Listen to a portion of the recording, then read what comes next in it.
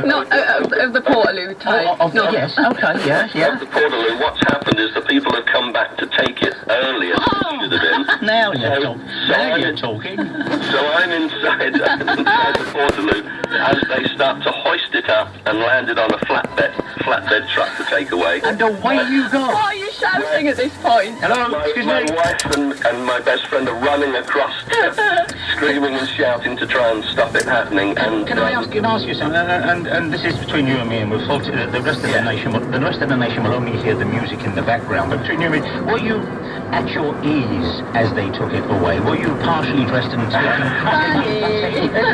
The word ease is all right. I think the word as one takes one's ease as it was lifted from the ground. I was at my ease at the point when it started to hit the ground, and I very quickly. Yes, snap too. Does you get that adds to the? Well, how far down the old China Road did you get then? Well, luckily not too far. As I say, they'd hoisted me up, got me onto a flatbed truck, and my wife and best friend running across the fields, sort of screaming, shouting, stopping, moving. I have to say, my wife it's been a turn of much amusement to her. I'll bet. Sure. I'll bet. This could be like a new ride at Universal Studios, flying horse on the new. I'd go on it. Well, instead of make sure your belt buckle is across, it's make sure your trouser buckle is but that's not that.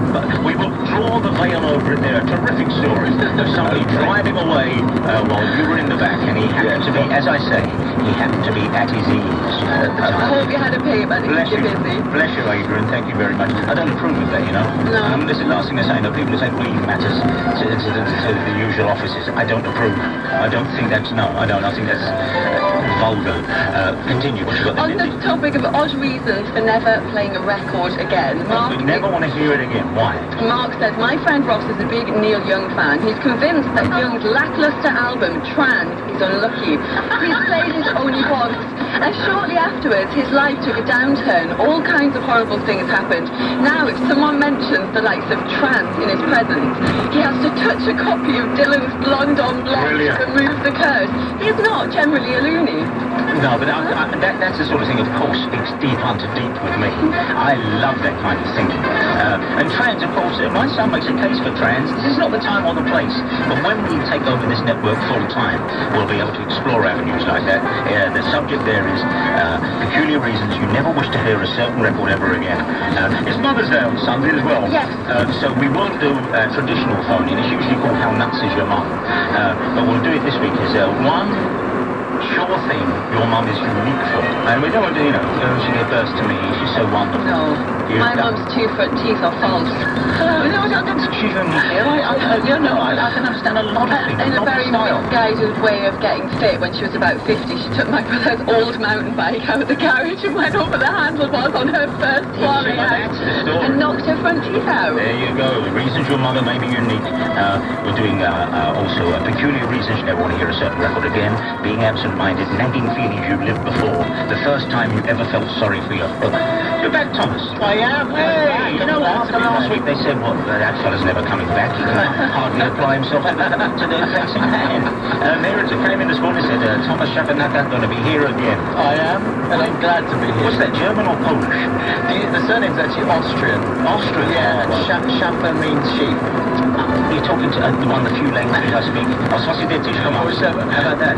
Yeah, thank you very much. I speak Polish, but we all back. Fan of the wine? Yeah, absolutely. What? The good rule of it. Oh, that's all over the scandal now. Go on, one more. Just give you a quick one on absent-mindedness. Olav in Aberdeen said a former colleague of mine used to have a cup of tea in the morning while drying her hair with a hairdryer. Absent-mindedly, on one occasion, rather than holding the hairdryer to her head, she poured the cup of tea on it.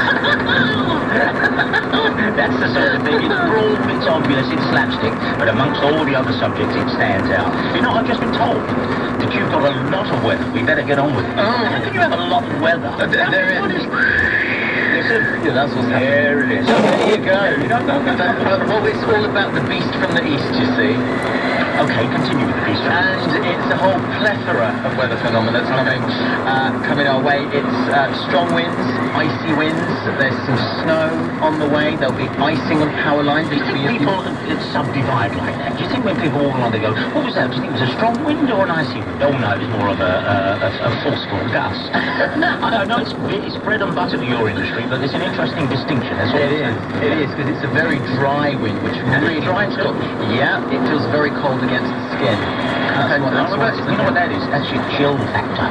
You need to moisturise. Almost a meteorologist, you do need to moisturise. The weather is already turning cold now. The beast from the east is making its presence felt across eastern parts of the UK. The Pennines, it's already going to start snowing, not just the hills, but down at lower ground as well. So we'll have flakes of snow falling. And later on this evening, East Anglia, there could be up to 10 centimetres. So 4 inches of snow lying on the ground in parts of East Anglia by this evening. What do I get? I know. Yeah. But down here in the south, we could be getting the snow on Monday. So I think Monday in the south of the UK, some very bad conditions. Could be 10, 15 centimetres of snow across the hills. So we're talking about from the morning onwards. So if you're commuting, say from Southampton to London or down into Kent, these sorts of areas, it could be a winter wonderland. They're already warning us from Met Office. Don't get me wrong, but they've got at you. Someone's got at you. Last week we were doing this. Last week we had a lot of fun. Well, you see, my boss said, keep it close to Well, okay, I can understand. I can understand that. Sunday we had props, you see, in the studio with sheep over Wales, and They did a survey on the programme, and they found that I think it's 0.8% of our audience are farmers who listen just for this very reason. So we must respect that fraction of the demographic. So is that all you can tell us, or have you got something else? No, I think that's about it. That's plenty. That was very good. Thank you very much indeed. We're all scared to death. What about this beast from the east? My music's disappeared. I've got some good Russian music to go with that later on. Just before the sausage sandwich game with Gavin Hastings, I've got a story about an egg, funnily enough. Christine in Southport. It's on feeling sorry for yourself from the first time. The very first time you remember feeling sorry. She said, when I was a child, during the celebrations for the Queen's Silver Jubilee, was the first time I felt sorry for myself. There was a big street party, cake, jelly, flag waving. We also played lots of games. I was entered into the egg and spoon race, and I knew I stood a good chance of taking the gold as I was one of the fastest runners in my class. Sadly, I didn't know that there was a special technique for egging and spooning, and as soon as I heard on your marks, get set, go, I pegged it as fast as I could, and my egg fell straight off my spoon to become a pavement omelette. Tears and sobs, a load of self-pity followed. I'm scarred for life and still get the shivers every time I crack open a boiled egg. A boiled egg? How about a fried egg? Let's just turn this up a second. How about a fried egg? There we go. Have you had your breakfast yet? Seriously, imagine that. Big butter on the 2 slices of bread, waiting for it to come up, good egg sandwich. Half a stotty. Of course, if we was in FM, that would sound like it. Just sounds like the station does anyway. On the stotty. It's just gone 9:30. In order to keep this show on the rails, we'll be doing sausage sandwich when we return with Gavin Hastings after the news with Claire. On digital radio, digital TV, mobile and online. This is BBC Radio 5 Live. The radical preacher Abu Qatada has been arrested on suspicion of breaching his bail. He was detained at his home in North London yesterday. The Home Office will appeal next week against a ruling blocking Abu Qatada's extradition to Jordan, where he's wanted on terrorism charges. A court in Egypt has confirmed death sentences on 21 people for their part in a football riot last year in the city of Port Said. 28 of the 73 defendants were acquitted, with the rest given prison sentences ranging from 5 years to life. Essex police are looking for 2 men after the body of a man in his 20s was found at a flat in Colchester early this morning. He was found with several knife wounds and died at the scene. A climber has died in the Scottish Highlands. The man, who was 39, is believed to have fallen yesterday near the summit of a mountain in Glencoe. He's not been named. And a recording of the Mind the Gap announcement on the London Underground is being restored to Embankment Station. A spokesperson for the Tube said they made the decision after they discovered that the actor Oswald Lawrence's widow used to go to the station so that she could hear his voice. They were so touched by her story, they decided to bring it back. That's the 5 Live News. Let's get the sport now with Caroline. Guy Barker? Well, it's something his granddad Dennis was used to, but Nick Compton says it was the biggest relief of his life to make his maiden Test century. Compton's 102 not out helped England to 234 for 1 by stumps on day 4 of the first Test. Here he is waiting for Southey. And he's going to get 100. Well done, Nick Compton. He punches in the air and jumps in the air. Well played, Nick. Fantastic innings. The second person as a grandson of a centurion in Test cricket. Victor Richardson and, of course, the Chappell brothers were grandson and grandkids. And now Nick Compton's done it. It feels amazing. I still can't believe it in a way. After the first innings, having got a naught, I sort of was really staring down the barrel a little bit, and I had to pull something out the bag. I think there's been a bit of pressure on me and what have you. And, I suppose it just shows you get your head down, you don't look too far ahead, and, there we go. England still trail that first Test then with New Zealand by 59 after the home side declared on 460 for 9 in their first innings. You can hear the final day's play on 5 Live Sports Extra from 8:55 this evening. The Manchester City manager Roberto Mancini says it's important his side make the final of the FA Cup. They face Barnsley at 5:30 in the quarter-finals today. Before then on 5 Live, Everton take on Wigan also in the Cup. Both Roberto Martinez and David Moyes feel the atmosphere at Goodison Park could have a major influence on their respective chances of winning. Hope that the crowd don't get too anxious. Allow the players to play and do as well as they've done, because as I said, for the majority of this season, the players at Everton have played really well. The performances have been good. They just need to keep doing what they've been doing. We want to have that pressure. Remember that the hardest thing in these ties to be able to cope with Goodison's atmosphere, because it's a very difficult place to go and try to win a football game to progress to get into Wembley. In the SPL, top of the table Celtic play 4th County at lunchtime. In today's Six Nations action, Scotland face Wales at Murrayfield. Ireland also take on France in Dublin. Coverage on 5 Live Sports Extra of both those matches. The former London Welsh team manager Mike Scott has been banned for life from rugby union. He's been punished for falsifying a player registration form, which saw the club deducted 5 points and fined £15,000. Former Wales international fullback Paul Thorburn says there's no excuse for Scott's actions. We're in the professional world of rugby now, and team managers, coaches have to make sure players are eligible and eligible through the right methods and procedures. World number 1 Rory McIlroy is 11 shots off the lead of Tiger Woods in 2 rounds of the World Golf Championship event at Doral near Miami. Woods is 13 under par, and Huddersfield Giants' 32-8 win over Leeds Rhinos sees them stay top of the Super League table this morning. Hull FC, St Helens and Wigan also won last night, whilst Bradford drew with Widnes. Saturday morning on 5 Live, home of Danny Baker's sausage sandwich game. Will it be red sauce, brown sauce, or no sauce? It's one of those little bits of music that sometimes you think, just 5 Live, keep your trap shut for a while, let us hear this, it's soothing. Now we're going to head towards the sausage sandwich game. Oh, my screen's gone out again. It goes out, I can't remember. Wiggle your mouth. Oh yes, wiggle my mouth. Gavin Hastings is with us. Gavin! Good morning, Danny. Good morning to you, Gavin. Excuse me, we just got to do some running repairs. I know you've got to get out of here in 10 minutes. The great thing about this game, it never runs long. It never runs long. Oh, we're back again.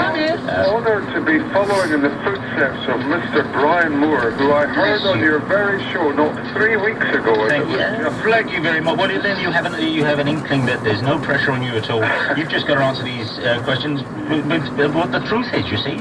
The onus is all on our little players out here. There's no prize. They get our best wishes, Gavin. But and also you have, it must be said, bigger fish to fry. I understand you'll be occupied this afternoon, yes? Yeah, we have a small matter of the most important Six Nations match on this weekend between Scotland and Wales, and all the listeners will be delighted to know it's snowing here in Edinburgh. Is it? Well done, everyone. What we're going to be doing, but never mind that. If only the tie wasn't eclipsed by the Millwall Blackburn fixture. And you're part of the 5 Live Sports Extra commentary team for that. Very much looking forward to it. It's always great, and I'll be alongside Ian Carter, who's a splendid fellow, and we hope for another exciting game in the Six Nations. Let's get back to the real point here. Is the snow settling? No, it's very wet and it'll just be miserable for all the spectators making their way to and from Murrayfield. But hopefully the action within the stadium will be very hot and they'll not worry about it. You must realise, Gavin, down here in London, we see snow and everyone walks out in the streets and thinks they don't know what it is. And so we marvel at such stuff. Here's our friend... It's the same up here, it's all right. Here's our friend Heather. Heather. Hello. Hello, Heather. Thank you very much indeed for playing along this morning. Heather, where are you? I'm in Linlithgow, just outside Edinburgh. Listen to this, is it? And I've got to say, and this is what Network Radio was set up for. Is it raining? Is it snowing in Lithgow? It's raining at the moment. No, but in Edinburgh, it's... I thought I'd tell you. It'll turn to snow. I'll be there shortly because I'm going to the match this afternoon. Are you really? Yeah. Heather, and you will be supporting Scotland. Oh, definitely. You said no there. Well, now we've got somebody who's, despite what we just heard on the meteorological front, is out in the cold, because Rachel, where are you? I'm in wet Warwick. There you go. You realise you've got a bulwark of Scots against you here. This is not looking good for you. I didn't ask, by the way, Heather, who are you playing for? Scotland? Oh, just going to Scotland, okay. You wouldn't need to ask that question. No, yeah. Well, we have Played for the whole of Scotland. People sometimes play with their families' teams or huge We had come off. UK United last week. Well, you're playing for Scotland. Rachel, who are you playing for? Well, I think if Heather's playing for Scotland, I should change my name for the next 10 minutes and be called Rose because I'm playing for England. Oh, it's almost as if this has been planned. Let me in on these things, would you? All right, well, that's all we've got time for because Gavin Hastings has got to go. We got a special referee? Is there a special referee? Well, yeah, because Gavin specialises purely in football, you see, so we thought we'd better bring in a rugby specialist. Go on. So we've got Will this morning. Will? Good morning. Will, give us your story. And bearing in mind, Gavin Hastings has got a cab with his engine running outside. Let me put it another way. Who are you? I am a National League Rugby Union referee. Yeah? Nothing but the best, you know. Well, that's unusual around here, though. Okay, now you understand all the intricate laws and systems we operate around here. Yes, it's a very complicated game of 1 point or no points. Well, let me. You wrote in and said you'd like to do this, am I right? I did, yes. I thought it would be good with the Six Nations on at the moment, that a number of rugby people listening to your show and have the opportunity to have a rugby referee and people supporting rugby teams. You're quite right, a number of rugby people. And he saw how famous that Turkish fella's become, so he thought he'd try and get on the act, you see. And the number of the actual rugby people listening to this show is 6. Okay, and now what's going to happen? I have one question for you, Danny. Go on. I wonder whether you would like me to score in rugby points or in football points today. I'm afraid, my friend, though it would build up the part, we must stick to the sausage sandwich points. You're quite right, it should be a try for their team, but what's going to happen is I'm going to ask Heather and Rachel a series of questions that only Gavin Hastings could know the answer to. I'm telling the referee he knows all this. And if they get it right, they score a goal for their team. They score a sausage sandwich goal for their team. And the first question goes to Heather. Will, you're across this, right? Indeed. Okay, here we go. Heather, here's the first question. I'm going to... and listen up, Gavin, I'm going to ask you the answer when we've had a suggestion from our players. The first question is this.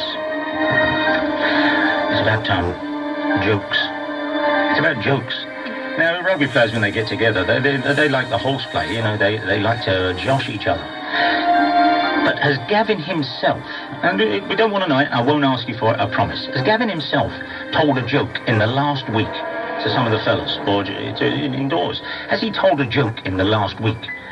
Has he told a joke in the last month, to the best of his memory? Or would it have been longer than that? Because they can get on people's nerves, people who tell jokes. But Gavin Hastings, has he told a joke in the last week? Has it been in the last month? Or longer than that? Heather, for Scotland, what do you say? In the last week. You think he's one of them fellas? Oh, yeah. I've got a good one here for you. Okay, all the rugby guys getting together, digging their elbows in each other. Banter never ends. Rachel, you're left with in the last month or longer than that. What do you suspect? I suspect most people think they can tell a joke at some point. We're not all brilliant at it, but I'm going to go for the last month. I think you'll have told one in the last month. What about you, Rachel? Have you told a joke in the last month or the last week? No, I'm rubbish at telling jokes. I haven't told a joke for ages. As the audience are well aware, but it's kind of dried up on me now. So what did you say? You said it's been the last month? Last month. We've got, okay, Gavin Hastings.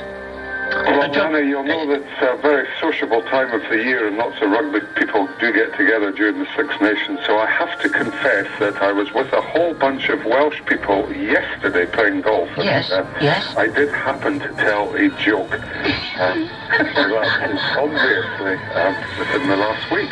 So it's in the last week. I promise you, I really don't want to know it, but what was the opening line of this joke? And we won't go any further. What was the opening line of it?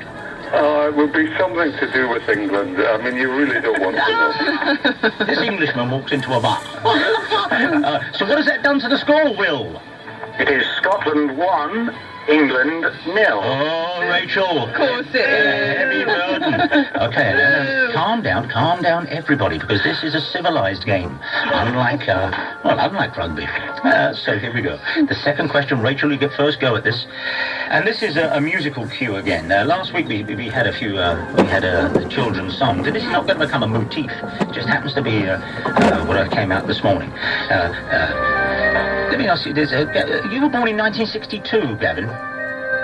Yeah, don't tell too many people. No, this is exactly the show for that. Okay, so you were born in 1962. That may be crucial here to help either Rachel or Heather in this. I'm going to play a theme tune to a show. Now, here's the thing, and we're going to only play a little bit of it, and then I'm going to ask Gavin what it is. He's going to say, I knew that instantly, and he knows what it is.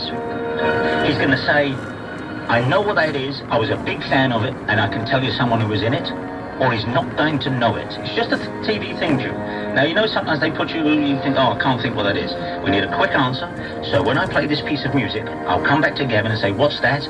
And he'll say, he'll know it, or he'll say, not only do I know it, I was a massive fan and I can tell you someone who was in it, or he won't know it.